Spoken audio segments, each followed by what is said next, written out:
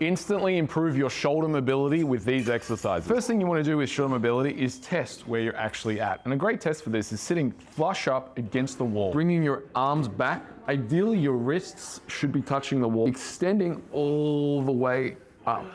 Keeping contact, fuck you. Would you make any more noise next time? Just do a double, like bang, bang, just in the middle, it's fine. I tried to put your pants.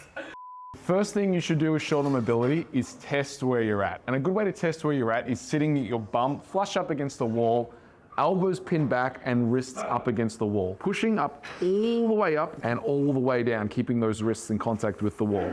If you're not able to keep this position, it's often a sign not of tightness, but of weakness. And that weakness needs to be addressed with these exercises. So the first exercise we're going to be covering is the on the floor weighted stick dislocate. Firstly, the way you set it up, get a stick. You get one of these from Bunnings for about $2.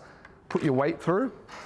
Then when you're lying on the floor, don't just assume lying on the floor in this position is enough. The first thing you want to do is, when you're on the floor, bring your belly button in towards your spine and flex your bum as hard as you can. And you want to maintain that position throughout this exercise.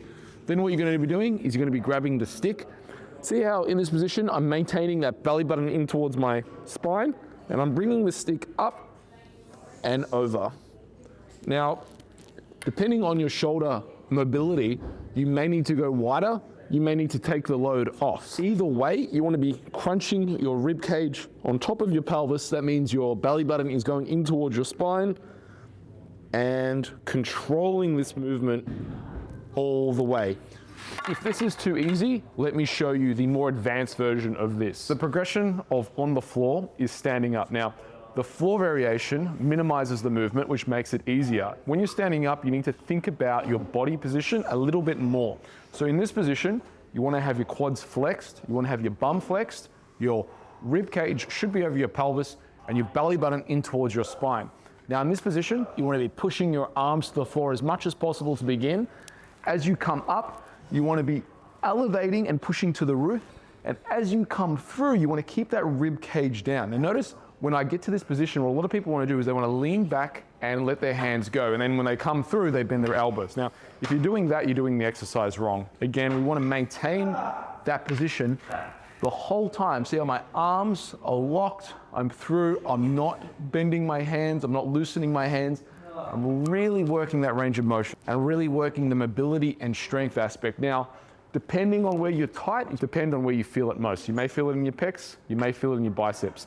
Key things is use a load, use a weight that works for you. So if a weight is too heavy, you can just use the stick. You can also regress it back to the floor, and you can also go wider with your hands. I've literally had clients start like this, or they've used a longer stick. Along the same vein as the weighted dislocate, the next exercise that's really going to help improve your shoulder mobility is shoulder extensions. And the simple reason is most people don't do any shoulder extension work in their day-to-day training. Basically looks like this. And I'm going to assume that you're watching this and maybe don't have any strength whatsoever. The easiest way to implement any shoulder extension work is to lay face down. You'd grab 2 dumbbells like this. I'm just going to demonstrate with the plate, and you would move up in this position. So you could do 10 with your hands and palms facing the floor, and then reverse it and do another 10.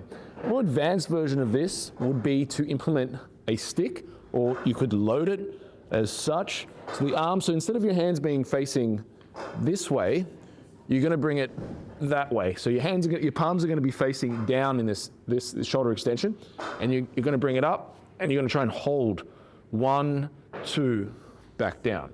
So this would be the easiest way to implement shoulder extension work, or the second easiest way.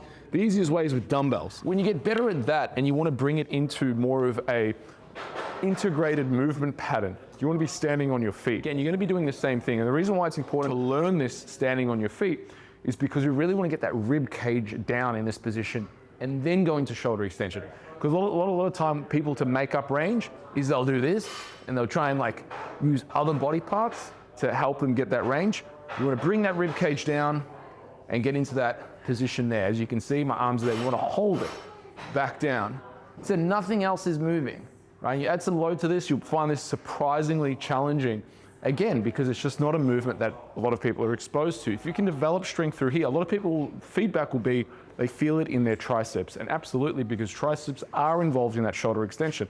And sometimes that's what needs to get stronger to minimize that shoulder pain. So the last exercise I'll share with you in this video is actually more of an exercise about stability, because you need to remember that proximal stability will equal distal output. So what does that mean? The more stability we create in a joint, the more we'll be able to express strength. So this is the bottom up kettlebell press. So what you want to do in this one is you want to bring your lat down so you're stable, and then you're going to be pressing up and through.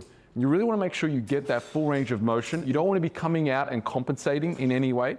You want to be down and straight through. And ideally, your bicep is going to be covering your ear. And as you can see, there is a chain between the wrist, the elbow, and the shoulder in terms of stability. So if you start rocking around and your grip, you're not able to get a grip, that is a reflection of the shoulder being unstable in this position. So again, I'm pulling down, my wrist is nice and strong, everything is stacked on top, and I'm pulling through. And as a real test, if you can even get into this position, squat all the way down, and really maintain, so you're really challenging that stability position there. What are your favorite shoulder mobility and stability exercises? Let us know in the comments below. And as always, for more great videos and tips, hacks, and insights into the world of enterprise fitness, make sure you subscribe and ring that bell for more. Peace out.